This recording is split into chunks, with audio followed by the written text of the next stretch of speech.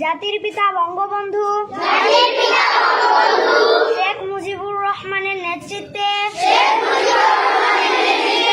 পাকিস্তানি শাসকদের শাসন ও বঞ্চনার বিরুদ্ধে এক রক্তক্ষয়ী মুক্তি সংগ্রামের মধ্য দিয়ে বাংলাদেশ স্বাধীনতা অর্জন করেছে। বিশ্বের বুকে বাঙালি জাতি প্রতিষ্ঠা করেছে তার স্বতন্ত্র জাতিসত্তা। আমি দীপ্ত কণ্ঠে শপথ করছি যে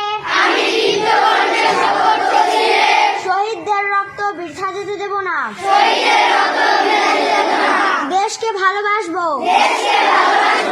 দেশের মানুষের সার্বিক কল্যাণে সর্বশক্তি নিয়োগ করব। জাতির পিতা বঙ্গবন্ধু শেখ মুজিবের আদর্শে উন্নত, সমৃদ্ধ ও অসাম্প্রদায়িক চেতনার সোনার বাংলা গড়ে তুলব। মহান সৃষ্টিকর্তা আমাকে শক্তি দিন। আমিন।